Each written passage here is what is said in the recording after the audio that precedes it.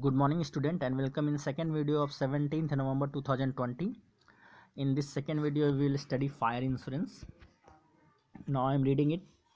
Fire insurance is a contract whereby the insurer in consideration of the premium paid undertakes to make good any loss or damage caused by fire during the specified period up to amount specified in the policy, यानी कि जो amount policy means agreement में किया गया है उसी amount तक maximum payable है. Normally the fire insurance is for a period of 1 year, यानी 1 साल तक ही होता है.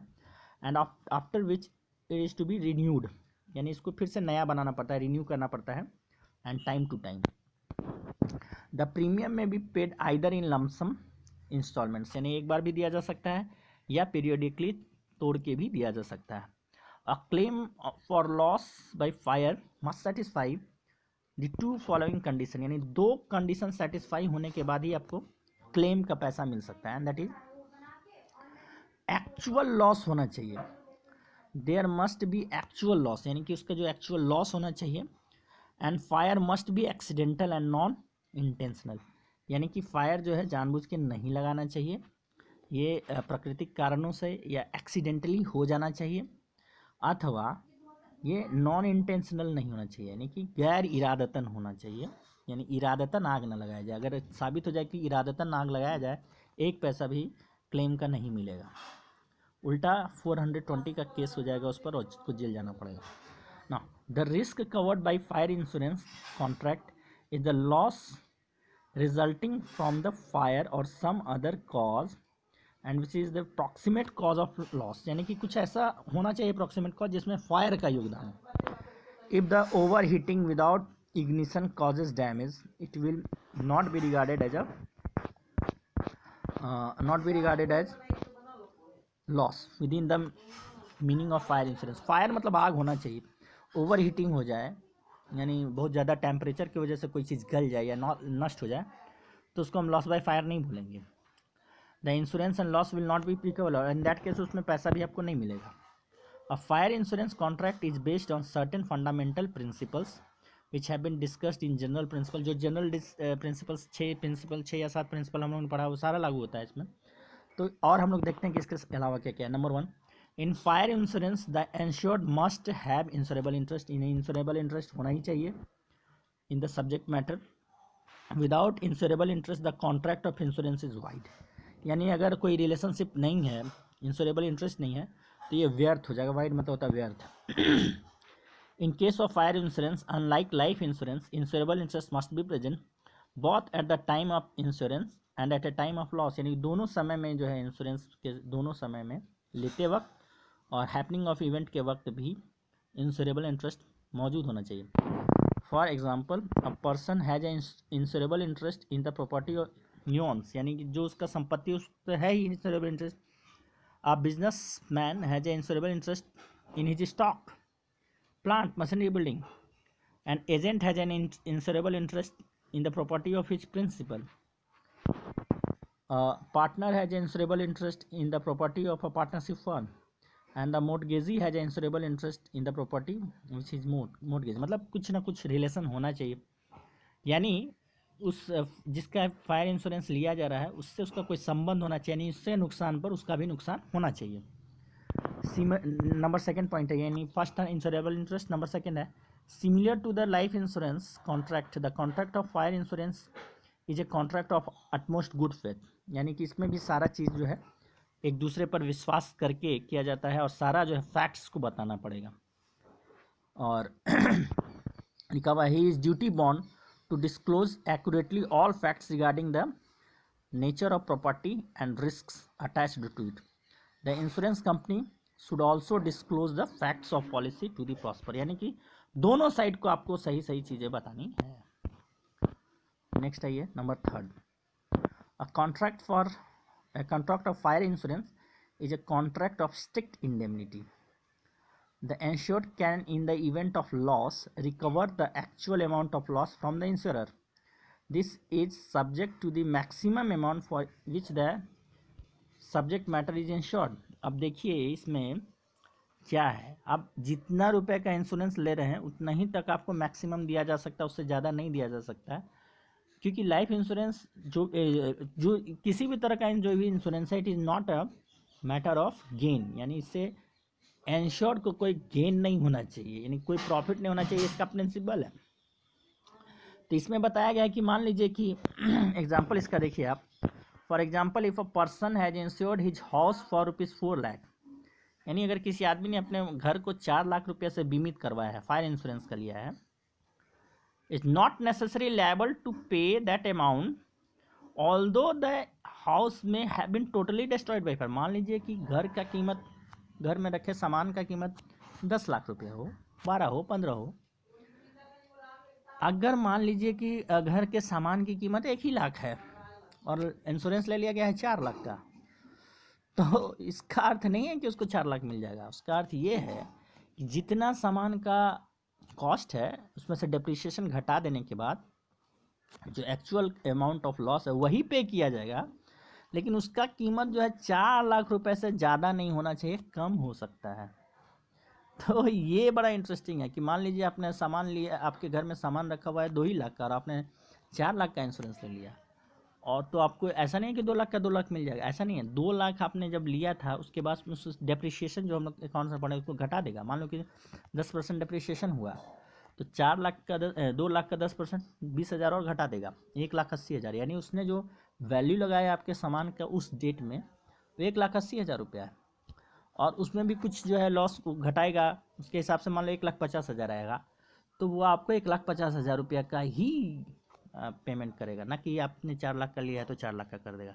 अगर वो 4 लाख का करेगा इसका मतलब आपको वो 2.5 लाख रुपीज़ प्रॉफिट होता है। और इसमें सबसे पहला चीज़ है कि ये प्रॉफिट गेन करने का माध्यम नहीं हो सकता है कभी भी, इसीलिए आपको 1.5 लाख ही मिलेगा, भले आपने 10 लाख का लिया हो, 4 लाख का लिया, उससे मतलब नहीं।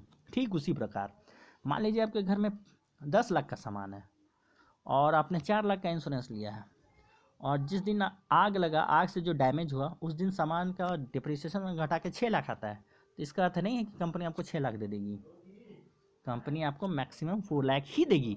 तो इस तरह का ये है, ये स्ट्रिक्ट इंडेमनिटी इसलिए बोला जाता है। और इसमें भी प्रॉक्सिमेट कॉज होना चाहिए, यानी कि जो लॉस है वो आग से होना चाहिए, ओवर हीटिंग से नहीं होना चाहिए, ये भी इसको जो है ये आपको ये लगता है। नेक्स्ट हमारा आता है मरीन इंश्योरेंस। मरीन का मतलब होता है समुद्री। तो a marine insurance is a contract in an agreement whereby the insurer undertakes to indemnify the insured, indemnify मतलब उसको क्षतिपूर्ति करेगा, the insured in the manner and to the extent thereby agreed against marine losses, जो भी amount यानी जो आपने contract किया वो। Marine insurance provides protection against loss by marine perils और पेरिल्स ऑफ द सी, यानी समुद्र से जो खतरा है, यानी समुद्री मार्ग में समंदर से जो भी खतरा है उसके अगेंस्ट में ये पे करता है। मरीन पेरिल्स आर, जो यानी कि सिंपल सा उदाहरण दिया है कि ये क्या क्या खतरा हो सकता है। Collapse of ship, collision of ship, यानी 2 शिप टकरा जाना, विद द रॉक, यानी चट्टान से टकरा जाना, और अटैक्ड बाई एनिमीज, यानी शत्रुओं से उस पर अटैक, यानी पायरेट्स, फिर fire and capture by pirates and action of the captains and crew of the ship, the perils cause damage, destruction और disappearance of the ship and cargo and non payment of freight, ये सारा के सारा सी perils है। ये अब देखिए क्या बोलता है कि या तो देखिए समंदर के जहाज में एक जहाज होता है जिसको कि हम लोग HULL हल बोलते हैं, या व्हीकल आप बोल सकते हैं इसको, या शिप बोल सकते हैं, या शिप बोल सकते हैं, ये सब जहाज का नाम है। उसमें लादा सामान है, उसका अलग इंश्योरेंस होता है, ठीक है। और फ्रेट का भी है, मान लीजिए कि आप समंदर के रास्ते से सामान लेकर चले, आधा भाड़ा आपको दे दिया गया जिसका सामान आप ले जा रहे हैं, और आपका सामान पहुंचा ही नहीं, तो फ्रेट नहीं देगा, तो आपको 3 तरह का लॉस होगा। आप मान लीजिए कि जहाज डूब गया, तो जहाज भी गया, कार्गो भी गया, और भाड़ा भी गया, तो समुद्री पेरिल ऑफ सी में फ्रेट भी आता है। तो इस तरह जो है ये सारा इसमें जो है किया जाता है। फिर आपको बोला जाता है कि इसमें आप देखिए जनरली 3 तरह का है। पहला है शिप और हल इंश्योरेंस, यानी जो व्हीकल है इसको बोलेंगे। Since the ship is exposed to many dangers at sea the insurance policy is for indemnify the insurance और losses cause by damage to the ship. यानी जो आपका जो जहाज है, जो हल है या शिप है, जो व्हीकल है, उसका इंश्योरेंस हुआ, उसका डैमेज का इंश्योरेंस हो सकता है, उसका पूरा पूरा इंश्योरेंस आप करा सकते हैं। नंबर 2 है कार्गो, यानी जहाज में लदा हुआ सामान। The cargo while being transported by the ship is subject to many risk. यानी जो सामान है जो लदा हुआ है उस पर भी बहुत सारा रिस्क है। तो वो क्या है, हो सकता है वो चोरी हो सकता है, lost of goods on voyages, यानी समंदर में गायब हो सकता है। Thus an insurance policy can be issued to cover against such risk to cargo. तो ऐसा इंश्योरेंस पॉलिसी जो कि कार्गो यानी सामान का जो है उसका पे आप इंश्योरेंस ले सकते हैं। नेक्स्ट आइए फ्रेट। फ्रेट मैंने आपको अभी बताया कि if the cargo does not reach to the destination, यानी जहाँ पहुँचना है वहाँ तक नहीं पहुँचता है, ड्यू टू डैमेज और लॉस और ट्रांजिट, यानी कुछ भी हो सकता है रास्ते में, डैमेज हो सकता है, लॉस हो सकता है, जहाज डूब सकता है, समंदर का डाकू आके उसको लूट सकता है, इस तरह से। The shipping company is not paid freight, यानी उस समय उसको जो है शिपिंग कंपनी को भाड़ा भी नहीं मिलेगा। और freight insurance is for reimbursing the loss of freight, यानी उसको जो है भाड़ा का पैसा अगर रिइंबर्स किया जाए then it is known as freight insurance. अब यहाँ पे भी है the fundamental principles of marine insurance are the same as the general principles, यानी जो वहाँ पे प्रिंसिपल लागू होता है वो यहाँ पर भी लागू होता है। तो हम लोग पढ़ते हैं कि unlike life insurance and contract of marine insurance is a contract of indemnity, ये इंडेमनिटी का है। अनलाइक लाइफ मीनिंग कि ये जैसे life insurance contract of indemnity नहीं है, लेकिन फायर इंश्योरेंस स्ट्रिक्टली है और ये भी स्ट्रिक्टली है। The insured can in the time of event loss, यानी आप इसमें इंडेमनिटी प्रिंसिपल लागू होता है।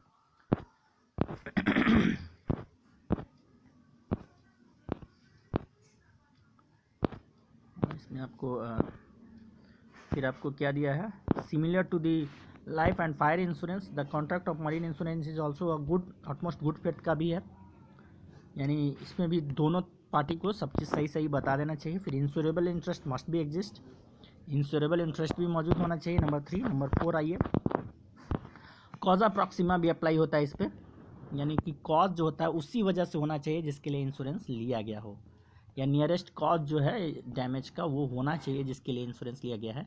जैसे for example of if a loss is caused by several reasons the nearest cause of loss will be consider, यानी कि सबसे निकटतम कारण जो है वो लिया जा सकता है। तो ये है आपको। फिर हमारा जो है comparative study of life, marine and fire insurance, ये तीनों का जो है कंपैरेटिव स्टडी दिया गया है। तो इसको हम लोग नेक्स्ट वीडियो में समाप्त करेंगे। तो इस तरह से आपको जो है आज का 17 नवंबर का दोनों वीडियो समाप्त होता है। आप इसको ध्यान से पढ़िएगा और जहाँ प्रॉब्लम हो वहाँ आप मुझे मैसेज कर सकते हैं। Thank you so much.